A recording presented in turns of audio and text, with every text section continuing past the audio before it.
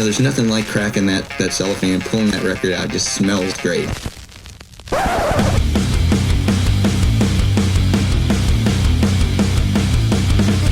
Welcome to BODS Mayhem Hour. Non-stop hardcore energy. I love the show, guys. You're awesome. Unlike any other. With your host, John the Bod, a.k.a. the Bod Father. Man, this stuff rocks. This is Cody from Bones of the Earth, and you're listening to BODS Mayhem Hour. The views and opinions of the guests do not necessarily reflect the views and opinions of BODS Mayhem Radio Network, its staff, affiliates, or sponsors. Parental discretion is advised. Welcome to BODS Mayhem Radio Network. Hey everybody, welcome to BODS Mayhem Hour. I'm your host, John the Bod, a.k.a. the Bod Father. And as always, I bring you guys and gals awesome interviews. Today, it's an honor and a privilege to have Mr. Cody Martin, drummer of Bones of the Earth.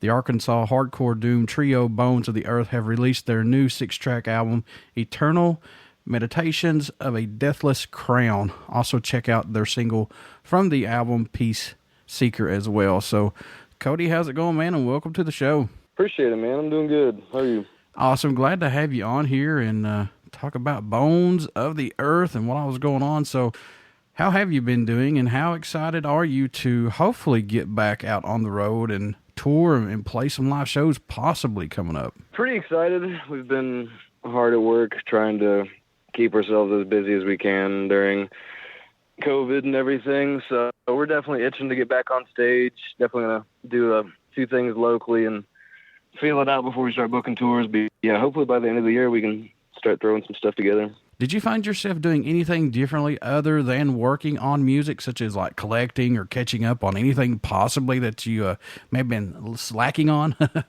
Yeah, I personally picked up disc golf like the year before COVID, so that was a good way for me to kind of stay isolated but still get outside and have fun. So I've been doing that, playing video games, trying to find any way to pass the time, but yeah, kind of just at this point, playing music, working, and yeah, a little bit of disc golf here and there. So how did this band come together? Let's talk about it a little bit. How did it all come together? Me and Raif, the bass player, have actually been playing together in bands since high school. Like, I think about 10 years now. I joined his band in high school, and we've kind of gone through 3 or 4 bands, and this is where we've ended up. The last band that we were in shared a drummer with another band that Raif was in, and their guitar player was Erik, our current guitar player. And when both those bands broke up, the day they broke up, we were like, well, I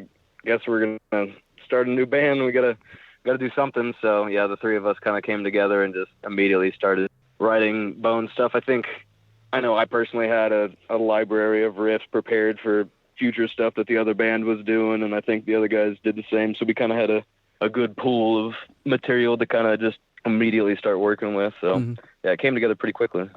Now, Eternal Meditations of a Deathless Crown is the follow-up to the first album, The Imminent Decline of Human Spirit. What made the band decide on doing a kind of concept album, or did it just end up that way possibly? I guess we really just needed something to write lyrics about. We've always, like in most past bands, have had like standalone vocalists that kind of took care of that work. And with the last band we were in, we were kind of forced to do vocals ourselves and had to do some lyric writing there. But yeah, when it came to this project, we were like, all right, what are we gonna write about? And we thought it would be fun. We're a bunch of fantasy nerds, play different fantasy video games and Dungeons and Dragons, and like to read those style books. So we thought it might be cool, instead of doing more like straightforward personal stuff, maybe just try to write a fantasy novel through a couple albums. So are we going to see a part 3 to this, or is this going to end after this one? I've got ideas. Like, now that the ball is rolling, we kind of got a few different places we can take it. So I've personally kind of just sat and thought what we would do with the next couple albums, and we're not in any rush really. So I guess whenever it comes time, we usually write instrumental material first and have like the album completely finished instrumentally before we even start writing lyrics. So yeah, we usually don't like solidify any decisions until it comes time to like record and actually like make it permanent. So I've got ideas if we want to carry the story on, but we've also talked about maybe just like leaving that story as it is and doing like branching off, doing something else. But kind of just depends on what we want to do. It seems like people are liking the story concept thing. Kind of gives us a little bit of a unique sort of aspect, I guess. Yeah, but if you want to branch off and do something else, you can always come back and pick up where 2 left off at. Yeah, exactly. Were you guys a little nervous at all releasing this album right now, since you can't tour plenty shows hardly? Yeah, we definitely questioned it, like, because we've been sitting on this for a minute, and COVID kind of allowed us to take our time with the recording and really make sure it's exactly what we wanted. But we're always excited to put stuff out, so personally we want to get it out there, but at the same time you kind of want to make sure you're doing it justice and getting the most out of it. So yeah, we kind of questioned it, but with the PR we've gotten, it's actually worked out really well. So I'm kind of happy with how everything's turned out. I think it'll give people something to get excited about, and then maybe once we got shows going again, people have had enough time to sit on the music to really get into it live. All right, Cody, what's impressed or excited you the most about making this new album, if anything? Is there anything possibly that's excited you about it? We had a lot of fun with it, honestly.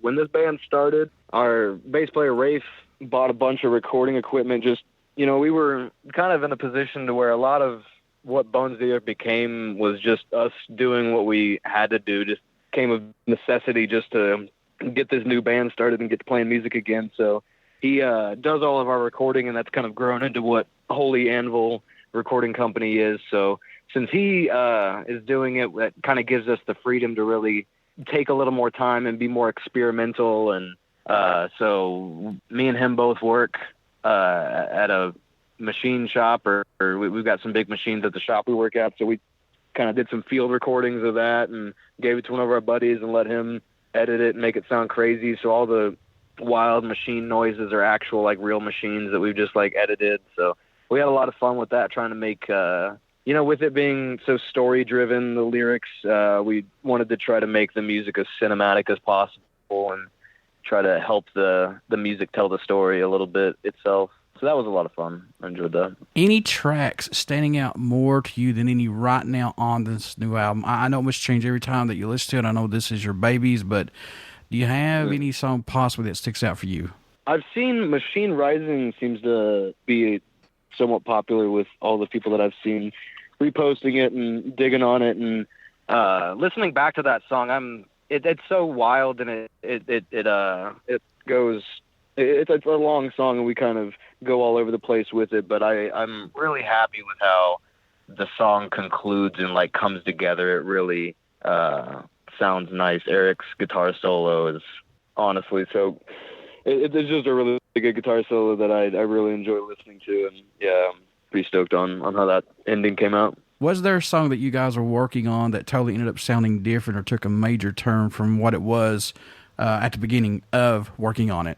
The first thing that comes to my head is Inoperable, the kind of middle song. It's a little break. It's instrumental. I actually, even though I play drums, I wrote the main riff on guitar, but when I showed it to our guitar player, Erik, he, I'll write some riffs every now and then. When I show him, he just kind of like plays around with it and plays it slightly differently, or just kind of changes it up a little bit. So when he kind of changed it up and played the riff differently, it came out like so much bluesier than I had intended it to. So it was kind of weird at first, but we're like, we kind of are constantly pushing, like, I guess, the amount of sounds and ideas and genres we can pack into our music. So maybe it'd be cool to just have a chill little bluesy section, and then we somehow managed to work it back into like doomy sludge by the end of the song. So yeah, that one changed quite a bit. And you guys produced this album. Do you like having that control, or would you eventually like to work with a producer? Do you just like doing it your guys' way?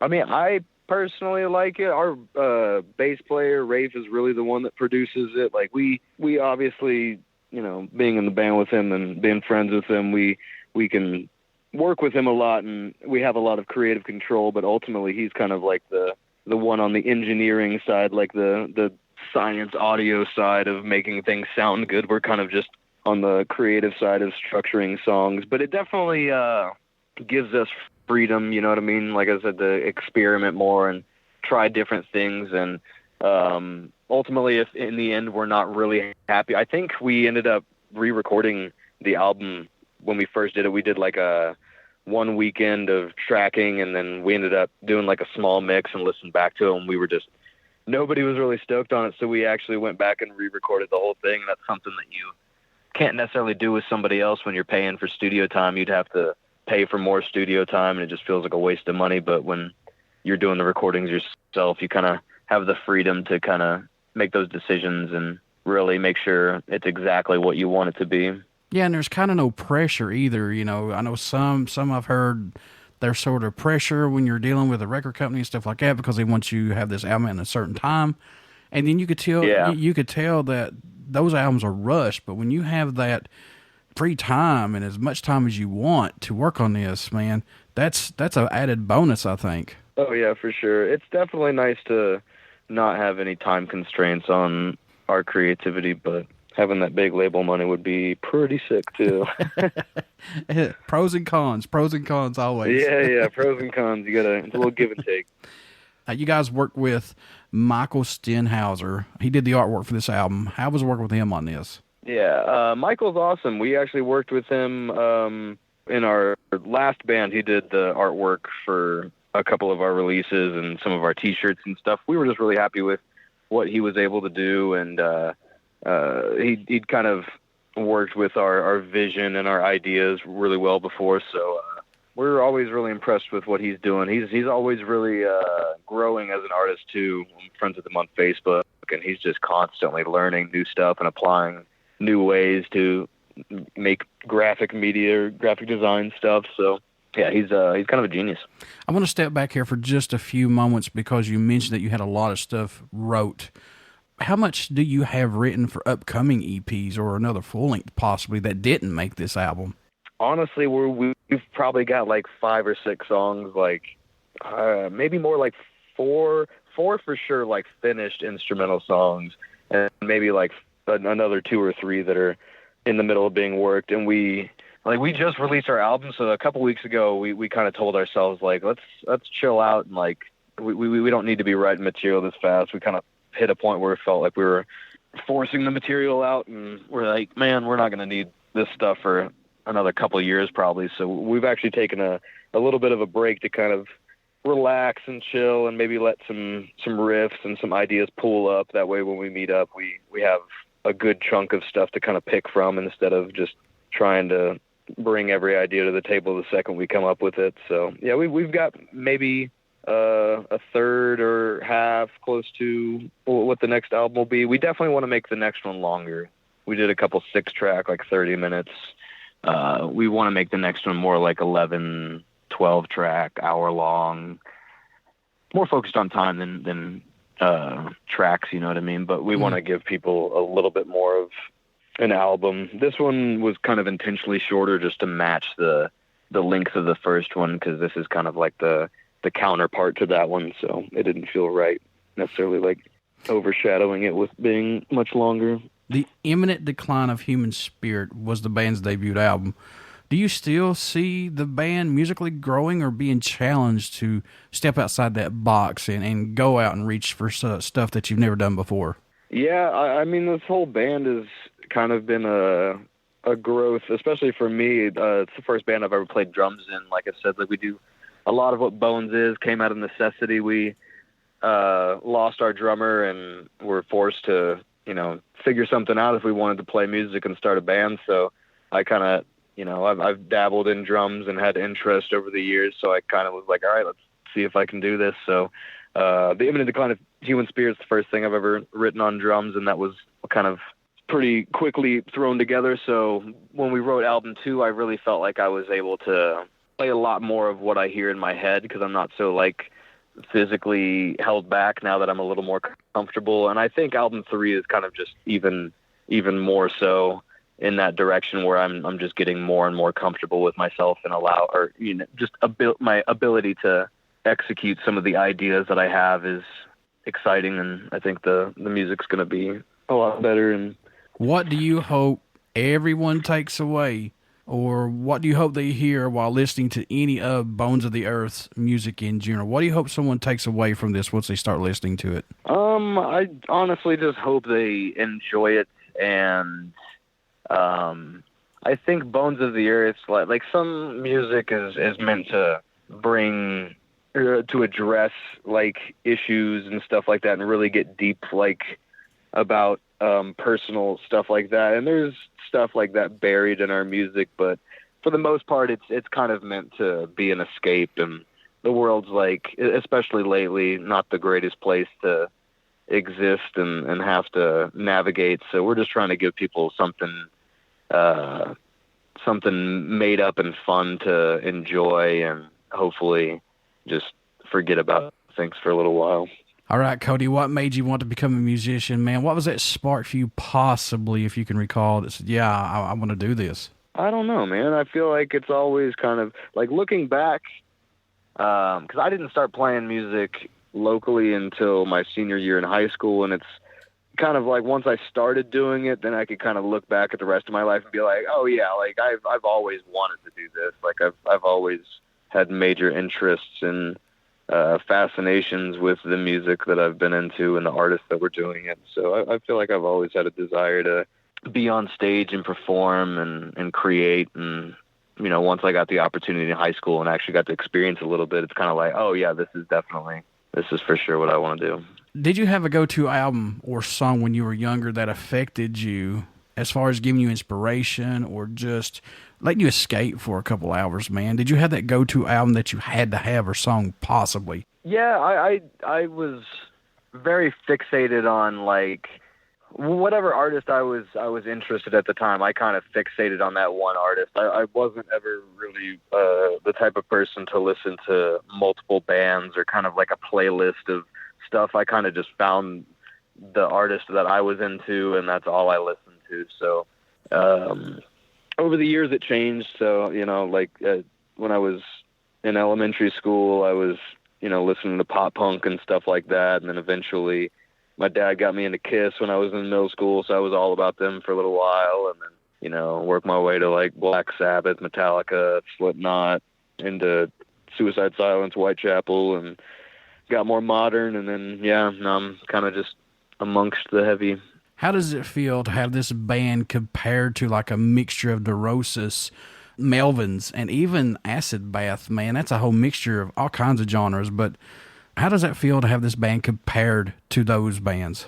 It feels really good. Some of the reviews and different things I've seen online, the bands that they compare us to or list us or associate us with, yeah, I'm very happy. Those are all really, really awesome bands that I look up to and respect a lot. So for anyone to say that we sound similar to them or kind of fit along those genres is, yeah, it's awesome. Cody, how can folks stay in touch with you guys, buy this new album, tour dates, when this happens, possibly merchandise, all that good stuff? How can they do that, sir? I believe it's bonesoftheearth.bandcamp.com. That is where like all of our merch and everything is. You can buy our album there directly from us. We're on all streaming platforms, so Spotify, Apple Music, and Pandora, whatever you listen to music on. We're all over social media, so you can follow us on Facebook and Instagram, and we try to, you know, engage as much as possible. Before I let you go, good sir, would you care to do a promo for the show? Yeah, let's do it. This is Cody from Bones of the Earth, and you're listening to BODS Mayhem Hour.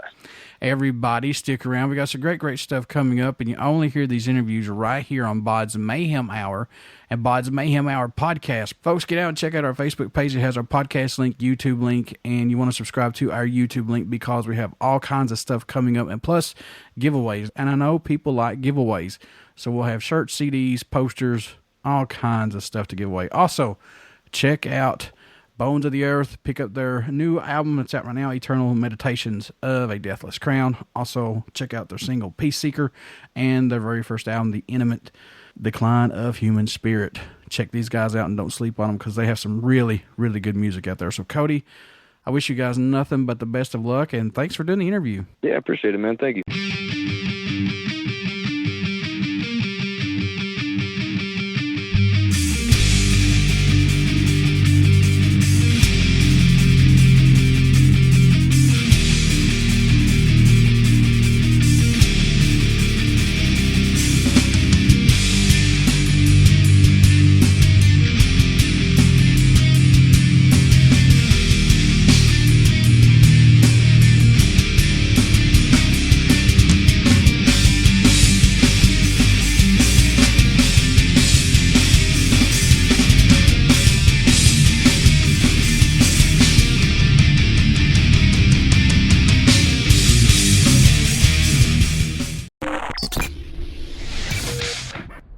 You're listening to BODS Mayhem Hour.